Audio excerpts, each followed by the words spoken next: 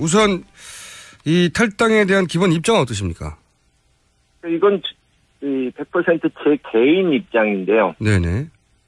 그러니까 안타까운 일이긴 하지만 네.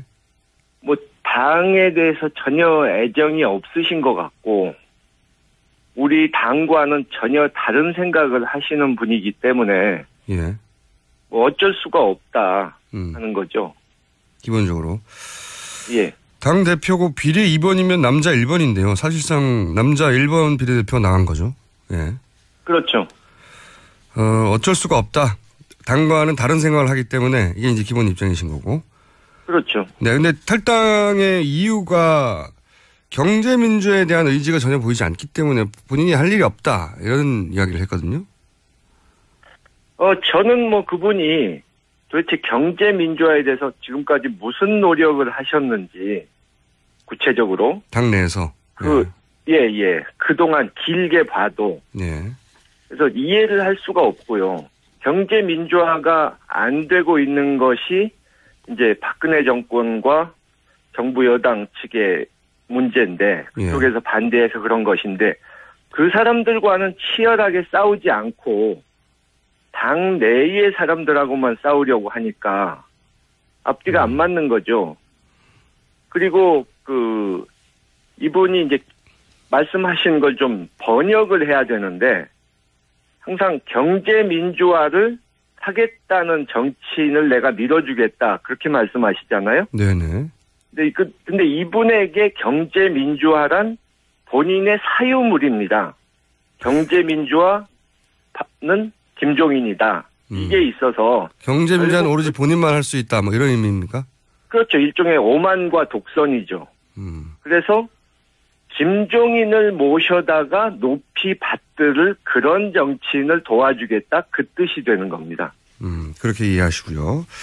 자, 영입 과정도 잘 아시는 것으로 알려졌는데 당시 비대위원장으로 영입되는 상황 좀 설명해 주십시오. 어떤 상황이었습니까? 내부에서는. 제가 속속들이 다 아는 것은 아니지만 네. 분명한 것은 이제 그런 말씀 하시잖아요. 모셔와놓고선 푸대접했다 이런 식으로. 네네.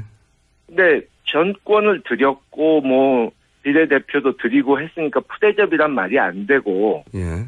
그러면은 이 사람이 문제가 있다면 당신들이 데려올 때 잘못 판단한 거 아니냐 이렇게 말씀하신 분이 있는데 그 말은 어느 정도 인정해야 됩니다. 판단을 잘못한 건 있죠. 그런데 그 당시 이제 좀 급박한 상황이었고 또 이분이 영입의 1순위가 아니었다는 거예요.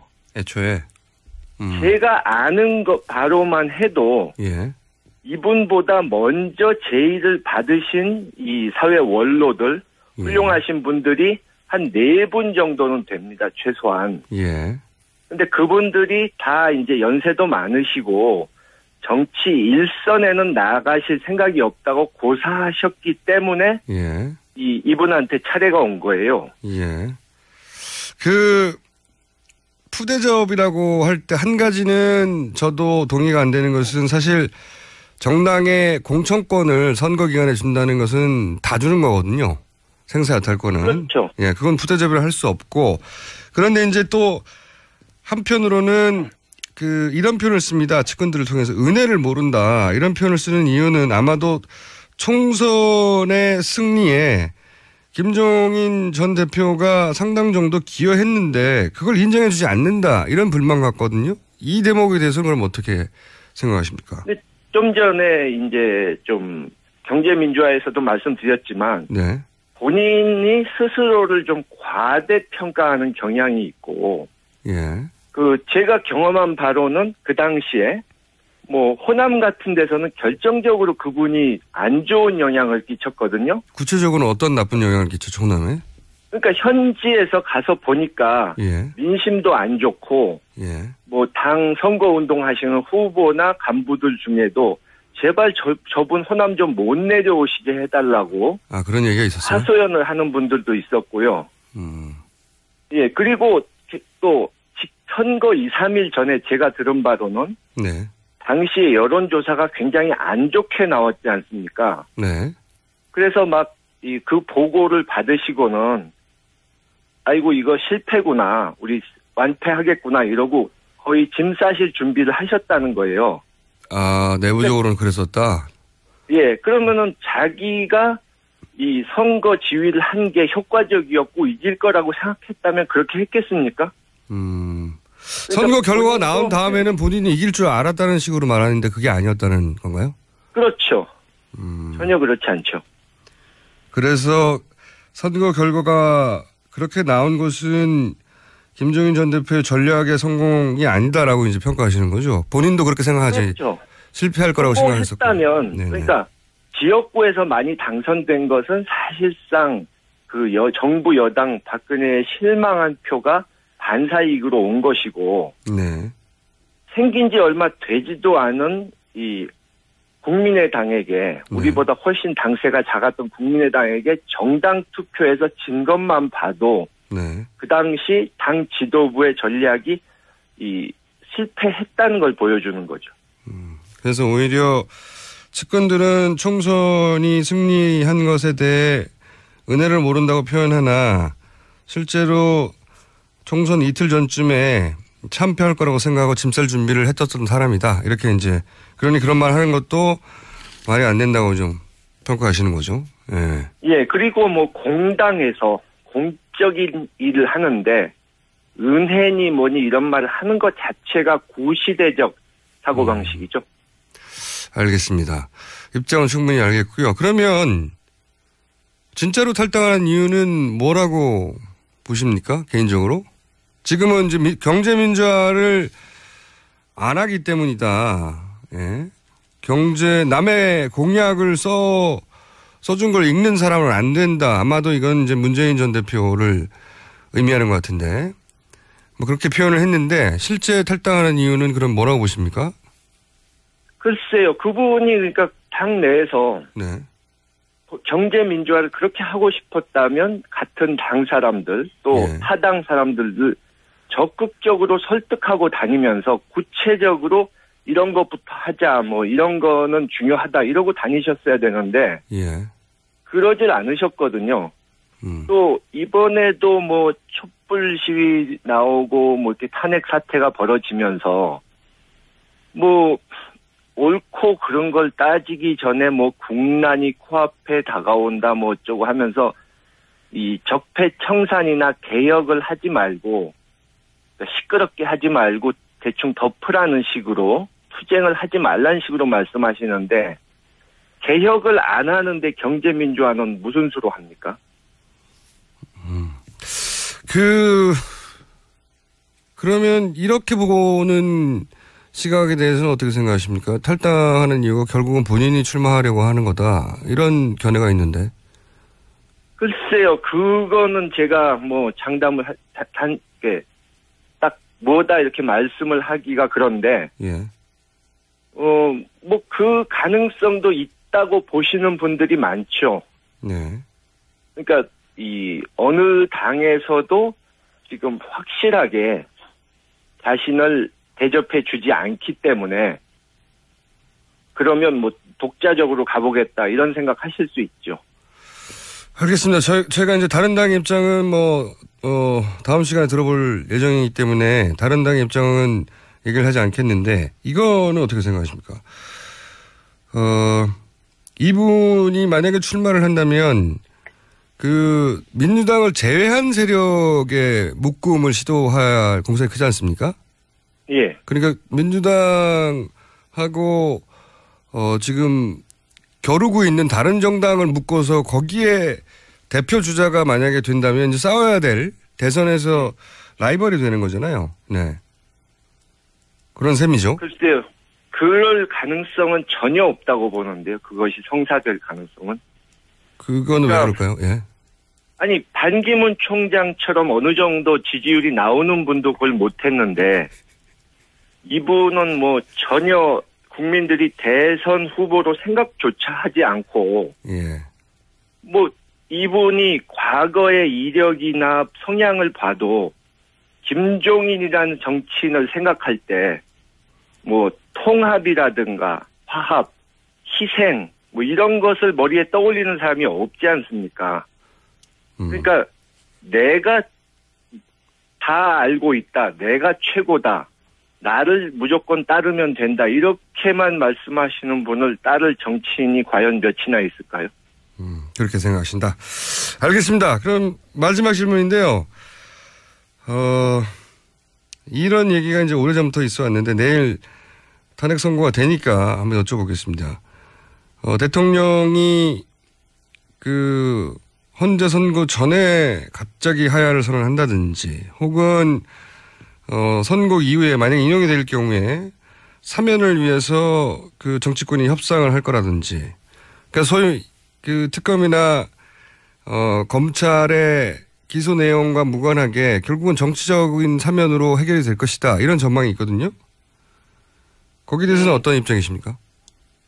그쪽에서 물러나는 것은 안 할 걸로 보고요. 네, 그건 없을 것이고. 지금 뭐 본인은 기각될 것으로 자신이 이길 것으로 착각을 하는 것 같아서. 예. 그렇게 보고 글쎄 사면을 위한 협상은 하려고 할 수 있겠죠. 탄핵이 된다면. 네. 또 뭐 야권에서도 일부는 네. 너무 강하게 나가면 동정론이 나올 수 있다. 역풍이 불 수 있다. 또 그런 소리가 나올 수 있는데. 네, 반드시 그런 얘기가 나오겠죠. 예. 예. 근데 저는 뭐 이번에는 워낙 국민들께서 이 권력자라도 최고 권력자라도 법을 어기면 강하게 처벌받는다 하는 법 앞에서 모두가 평등하다 하는 것을 보여주기를 원하시기 때문에 네네. 뭐 특검도 사실 생각지 못했던 큰 성과를 냈던 것이 국민들이 성원해 주셨고 또 국민들이 한편으로는 이렇게 감시하셨기 때문에 딴 생각을 먹지 못한 것 아닙니까? 네네. 그런 식으로 이것도 적당히 넘어가기는 어려울 거라고 봅니다. 알겠습니다. 오늘 말씀은 여기까지 듣겠습니다. 감사합니다. 예, 수고하셨습니다. 지금까지 더불어민주당의 김홍골 국민통합위원장이었습니다. 도 많으시고 정치 일선에는 나가실 생각이 없다고 고사하셨기 때문에 예. 이분한테 차례가 온 거예요. 예. 푸대접이라고 할 때 한 가지는 저도 동의가 안 되는 것은 사실 정당의 공천권을 선거 기간에 준다는 것은 다 주는 거거든요. 생사여탈권은. 그렇죠. 예, 그건 푸대접이라 할 수 없고 그런데 이제 또 한편으로는 이런 표현을 씁니다. 측근들을 통해서 은혜를 모른다. 이런 표현을 쓰는 이유는 아마도 총선의 승리에 김종인 전 대표가 상당 정도 기여했는데 그걸 인정해 주지 않는다. 이런 불만 같거든요. 이 대목에 대해서는 그럼 어떻게 생각하십니까? 좀 전에 이제 좀 경제민주화에서도 말씀드렸지만 네. 본인이 스스로를 좀 과대평가하는 경향이 있고 예. 제가 경험한 바로는 그 당시에 뭐 호남 같은 데서는 결정적으로 그분이 안 좋은 영향을 끼쳤거든요. 구체적으로 어떤 나쁜 영향을 끼쳤죠, 호남에? 그러니까 현지에서 우선 이 탈당에 대한 기본 입장은 어떠십니까? 이건 100% 제 개인 입장인데요. 네네. 그러니까 뭐 안타까운 일이긴 하지만 네. 뭐 당에 대해서 전혀 애정이 없으신 것 같고 우리 당과는 전혀 다른 생각을 하시는 분이기 때문에 예. 뭐 어쩔 수가 없다 하는 거죠. 기본적으로. 예. 당 대표고 비례 2번이면 남자 1번인데요. 사실상 남자 1번 비례대표가 나간 거죠. 예. 그렇죠. 어쩔 수가 없다. 당과는 다른 생각을 하기 때문에 이게 이제 기본 입장이신 거고. 그렇죠. 네, 근데 탈당의 이유가 경제민주에 대한 의지가 전혀 보이지 않기 때문에 본인이 할 일이 없다. 이런 이야기를 했거든요. 저는 뭐 그분이 도대체 경제민주화에 대해서 지금까지 무슨 노력을 하셨는지 구체적으로. 당내에서. 예. 그동안 길게 봐도. 예. 가서 보니까. 예. 민심도 안 좋고. 예. 뭐 당 선거운동 하시는 후보나 간부들 중에도 제발 저분 호남 좀 못 내려오시게 해달라고. 아, 그런 얘기가 있었어요? 하소연을 하는 분들도 있었고요. 예, 그리고 또 선거 2, 3일 전에 제가 들은 바로는 네.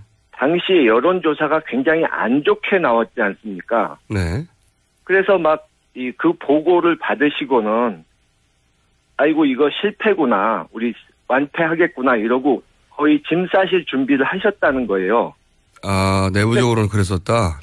예, 그러면은 자기가 이 선거 지휘를 한 게 효과적이었고 이길 거라고 생각했다면 그렇게 했겠습니까?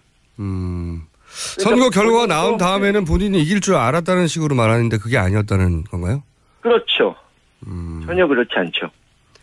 그래서 선거 결과가 그렇게 나온 것은 김종인 전 대표의 전략의 성공이 아니다라고 이제 평가하시는 거죠. 본인도 그렇게 생각하지. 그렇죠.